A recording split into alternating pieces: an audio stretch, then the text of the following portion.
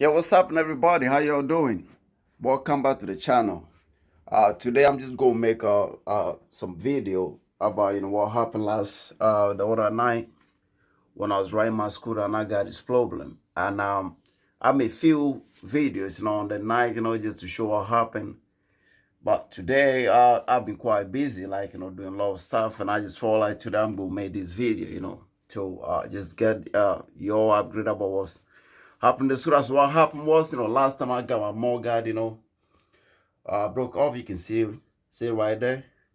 And I was riding, just going somewhere, like I said in the other video, and mortgage just snapped into two. And if you see that, that's how it is right now. You know what I'm saying? So what happened with this mortgage is, these mortgage, the design of these mortgages are they like, cantilever. You know what I mean? Cantilever is like, and physics, when a structure is built like a cantilever, means that they got support on one end and the other end is suspended. So when the force acting on that member, act on that particular cantilever member, the force flows in both directions. The force going to flow to the other direction and flows to the other direction as well. Where there's no support, that side of that member is going to be carrying some stress, just like where the support of any structure or any member is called stress one as well. So this mortgage, I watched a few videos where a lot of people talk about this mortgage that prone to, being broken, you know what I mean? Like, they don't last, and when you got this scooter, you're going to be ready to, replace the mortgage and all these things.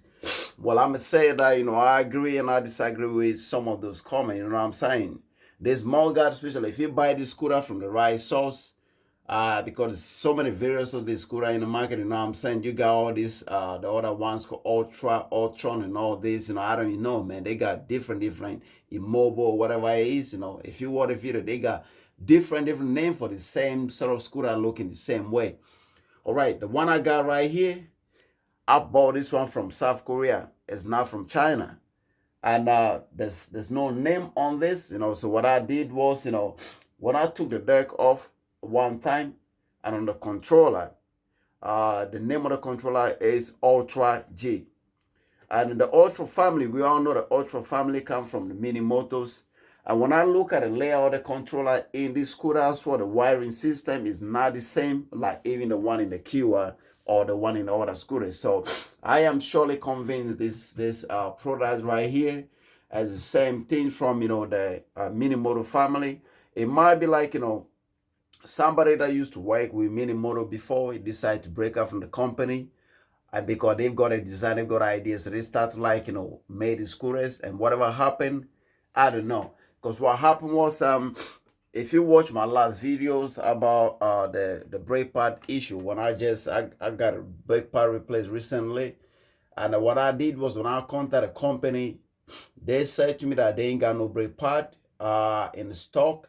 So then go let me know once they got a part available, which is a bit strange, like I said in the video, because if you're producing scooters selling, you should have the part ready, you know what I'm saying? Just like when I look carefully, the braking system here and the one with Kiwa is the same. That's what I had to buy this one from Kiwa to replace the Kiwa brake shoes with this one, which fit correctly. So the point I'm trying to make today is when I make my videos, I know some of my videos are a bit long.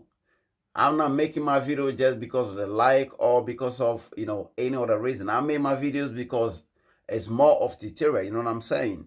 So this way, if you got yourself in a situation like I am right now, you should be able to fix your scooter without any problem.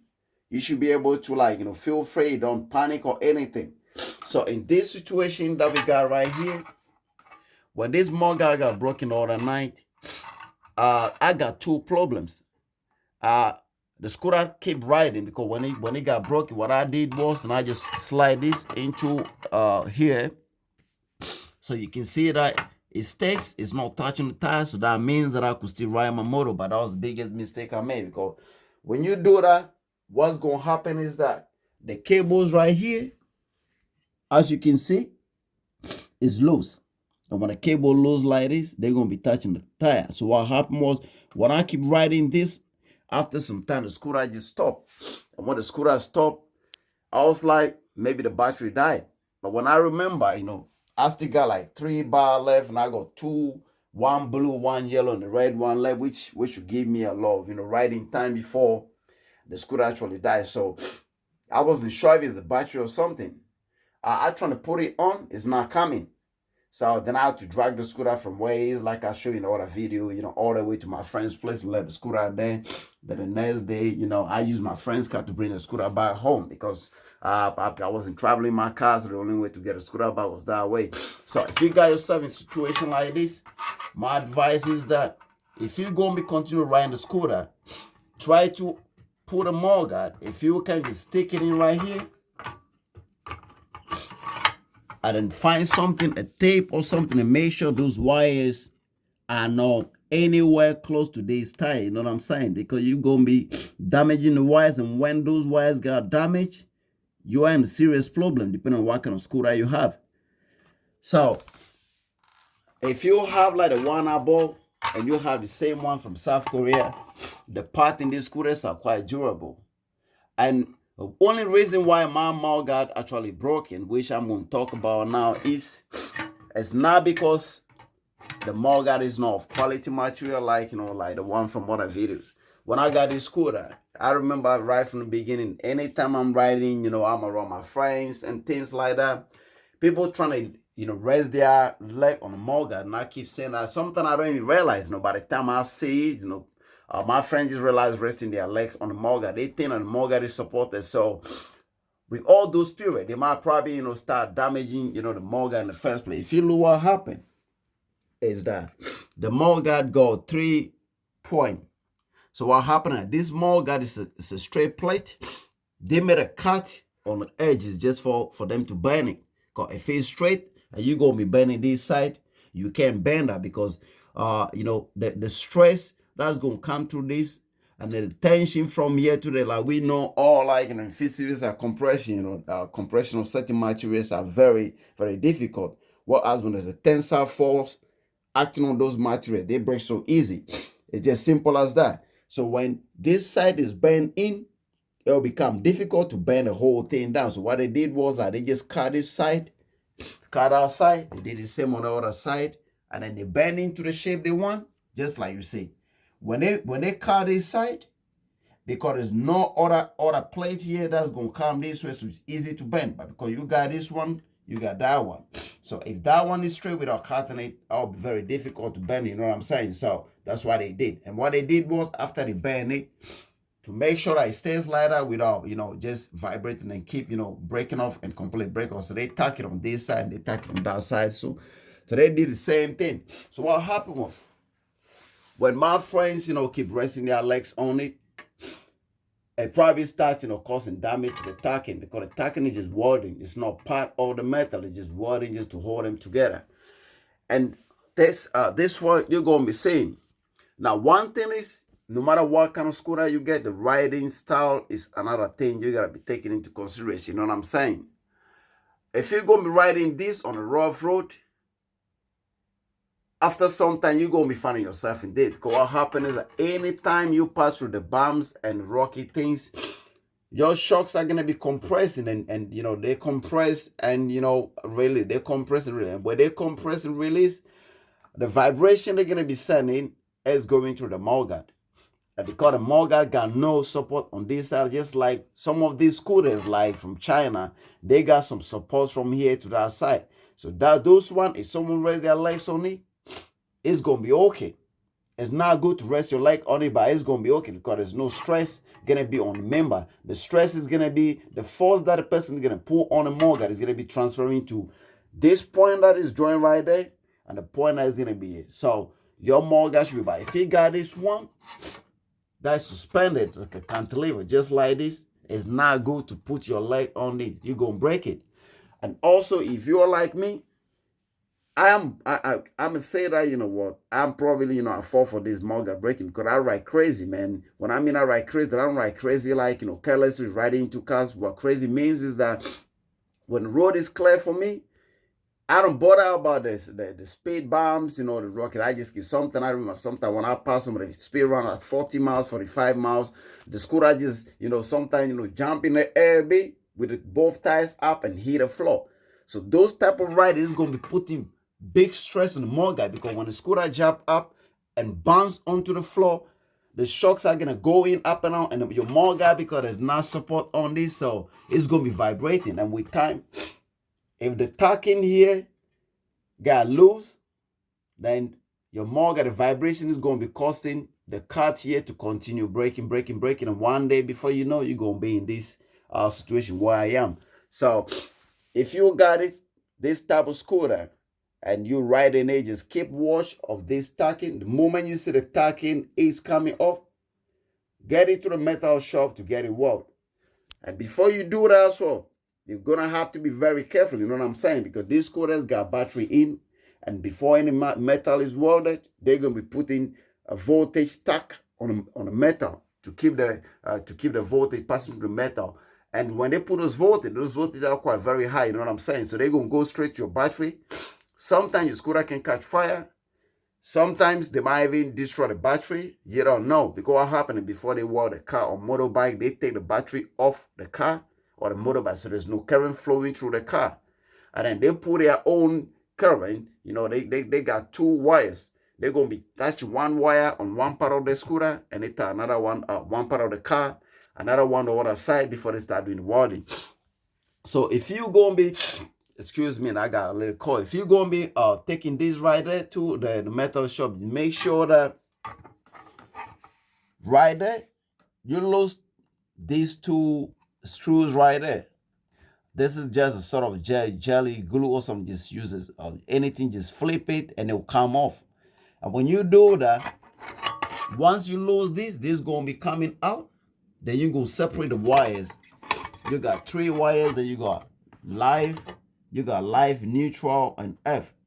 So you got black, red, and yellow. Those are live, neutral, and F. So if you lose those, and then you gonna be removing this, let me move the helmet down. You're gonna be removing these 2 alarm keys on the end there, another 2 here. Then this complete unit should be able to, you know, lift up.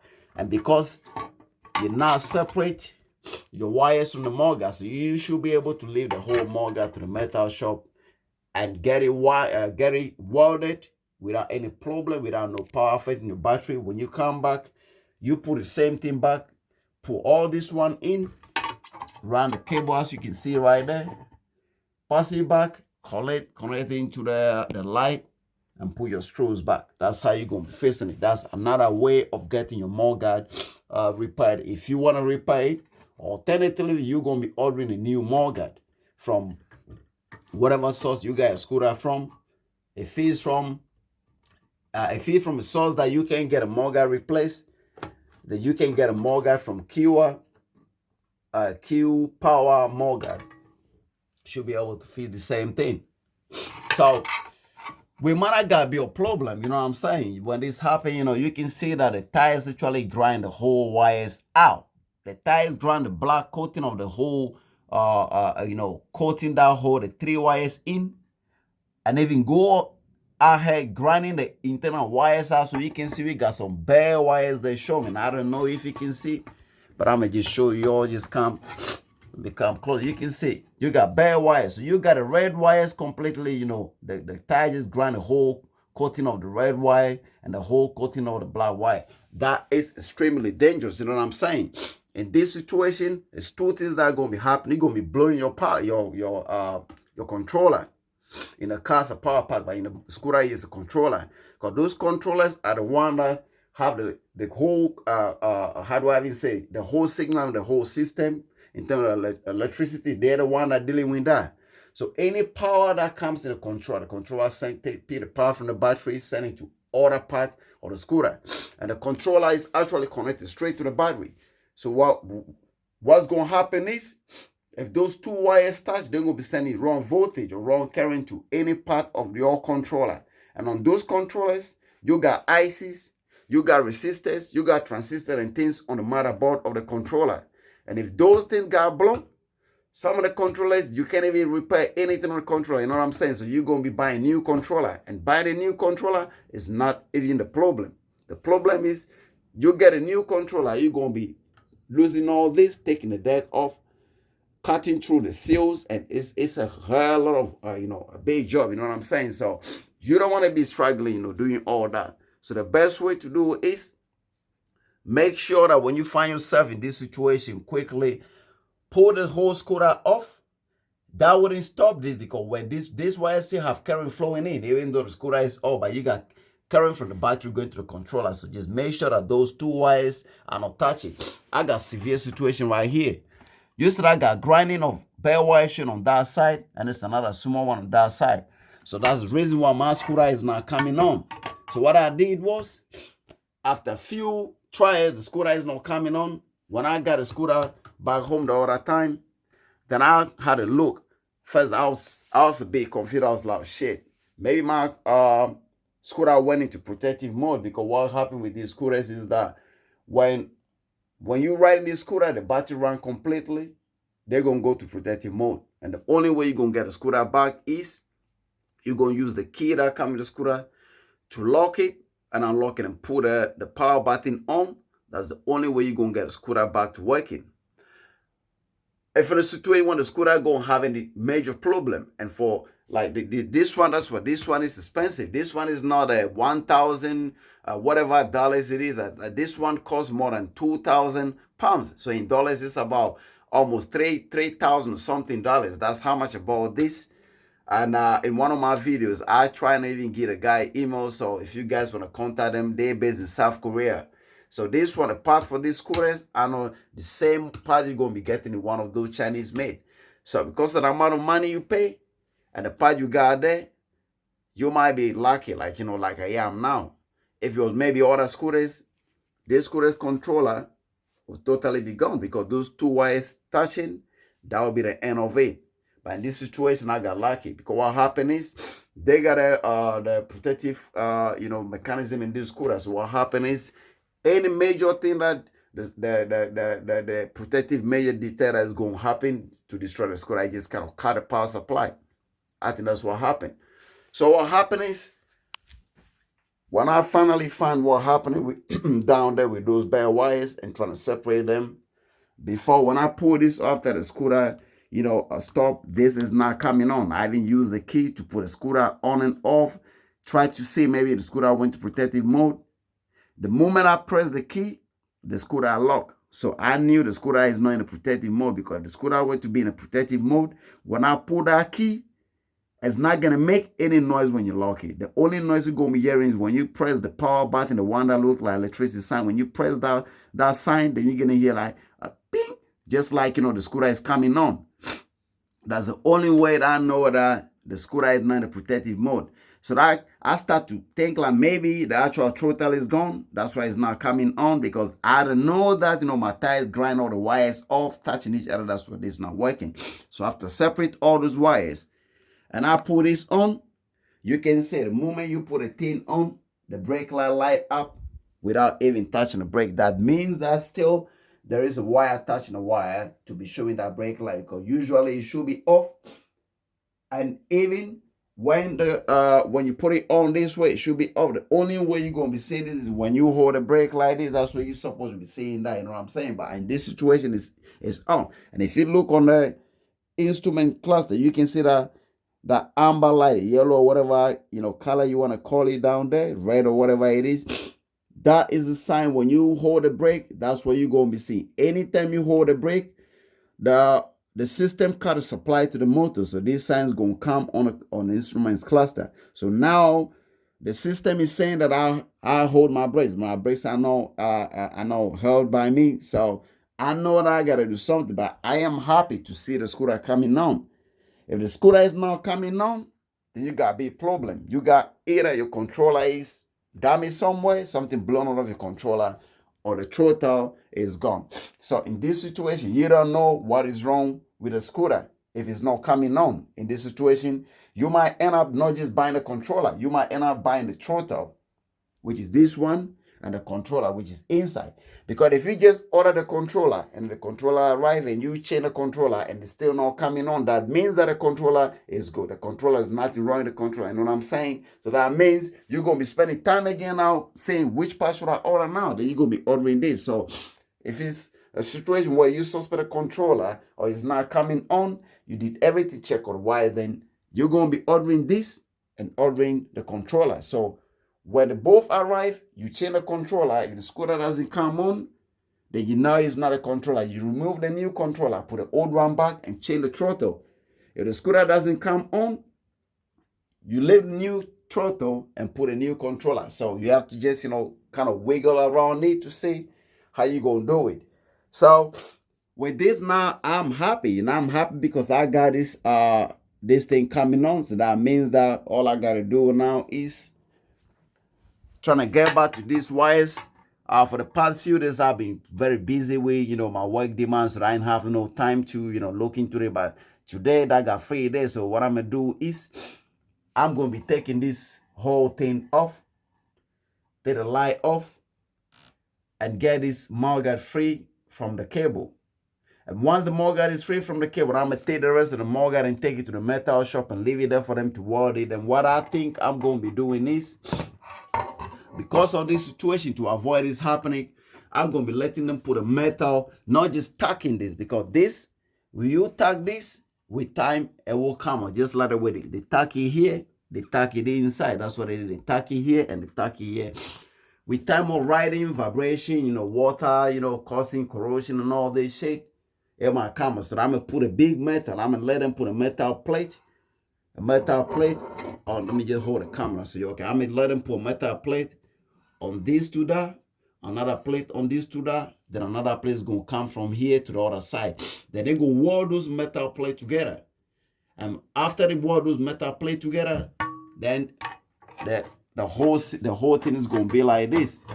And then maybe they can put small tack on that side, small tack on this. So what happened is that those metal plates that I'm going to put under are going to give more stability to the mudguard. So that means that even if the tacks on the side give away, that it's broken, because I got metal bars under, so this mudguard is not gonna break into two pieces like the way you see right now. You know what I'm saying?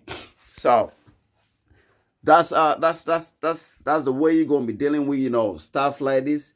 If you got issue with your scooter having this problem, the best way I advise is to avoid your tire grinding. The wires back, just like the way you see mine. Whenever this happens, either take the mudguard and put it like this.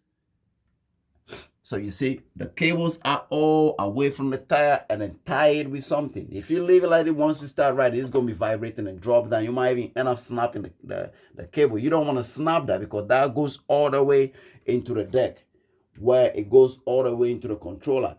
And if that snap, the very tiny wires, it's not advisable to be joining them. So what you might end up doing is you might end up ordering the whole the bar brake system from whatever source you got a scooter from, and then take the deck off and reconnect that from the controller out and bring it right here. You want to avoid all that. It's not just about the money. You might have the money, but maybe you don't have the time or you don't have the expertise to do it, because you don't want to be doing one thing and damaging another thing. You know what I'm saying?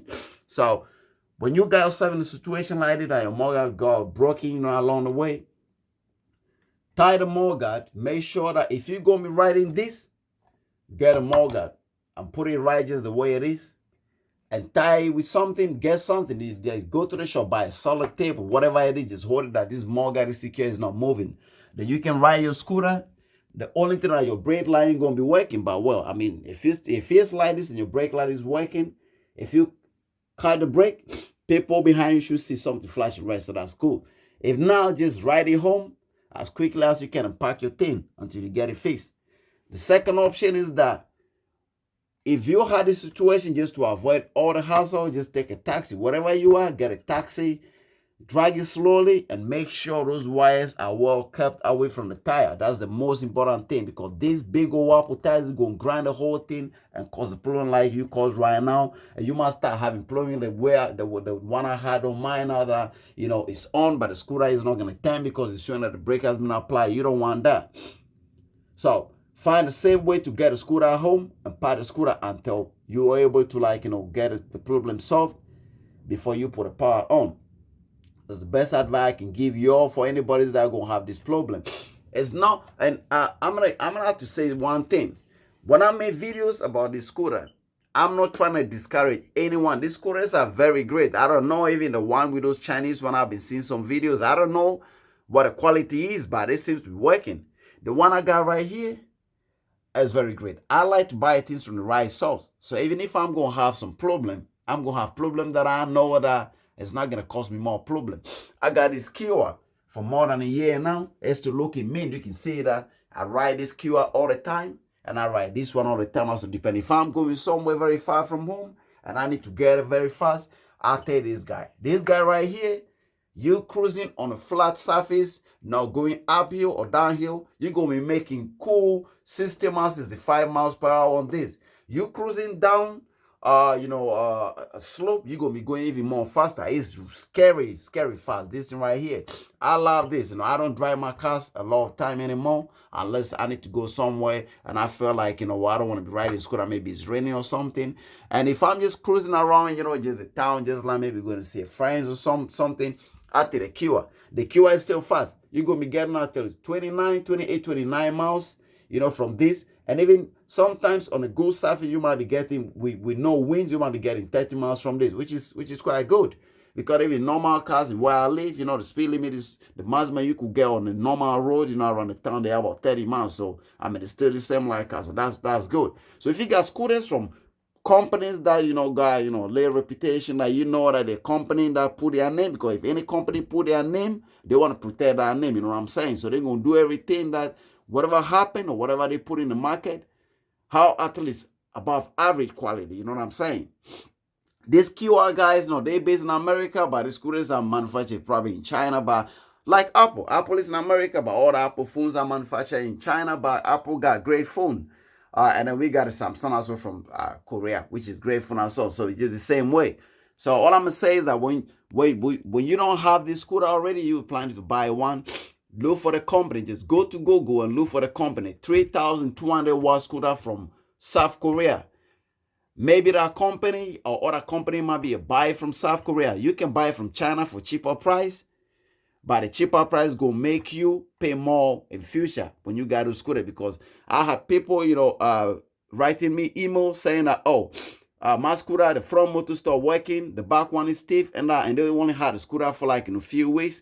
And I said, well, I don't know what to say. They have to take it to the scooter shop to let an electrician or someone, have a look at the motor, or maybe just contact the supplier, get them the scooter got warranty so they can replace those things. So if you're going to be buying the scooter as new, try to get it from the right source. And the best way to do it, before even you start even thinking of paying the money, tell them to send the right specification. Tell them that, look, can you email me what sort of motor you use there? What's the actual power output? What controller you use? Get all the information and be sure before you put your money in. Because what you don't want to have to do is buying something you think is something and getting something which you don't think is going to be. You know what I'm saying? Even if the money is falling from heaven right in your arm, you still have to work to hold your arm to get the money. You know what I'm saying? So you still have to work to get the money. So you don't just spend it just for spending sake. You're going to spend it and benefit from that. So I'm going to leave you all right now. The day just started here. I'm going to crack on with this right now. So what I'm going to do is, like I showed you already, I'm going to be taking this wire off, take this light, trying to lose, whatever that is holding those wires, and take it out and free this mug and take it to the shop. And once I'm doing that, I can still ride my scooter, because once I find out which cable from those bare wires that I've showed you already, it's touching it, I separate them. That sign on the instrument cluster should disappear. And when I put a scooter on, there ain't gonna be no brake light. That means that the scooter is ready to go, so I can still ride it to the mug at his face. So that's all a short video for y'all today. I hope this video is gonna help y'all. And I hope that you keep liking my videos. You keep recommending my videos to your friends, people, to watch, to get all the information they need. And when you start watching my videos, please, excuse me, trying to watch the video right to the end so you can get all the information you need. Because sometimes if you just watch like 1 second, 1 minute, and skip it off, you might be missing vital information you need for your scooter or you need before you buy the scooter. So, well, I'm gonna be taking this, fix it up, and when it's all done, I'm gonna make a short video to tell y'all, what's been done with the scooter and what happened after all that. The scooter is back on the road, and I'm gonna let y'all know. So, till I made that, peace out to y'all. Y'all be very careful when you're riding this scooter. Take care of yourself because I want y'all to be there to be watching my videos. So, safety is always first. Make sure that wherever you go in, even if it's 10 miles, protect yourself all the time because these things are nice, but these things are dangerous also. You know what I'm saying? All right. So I'm going to speak to y'all. Keep watching my channel. Peace out.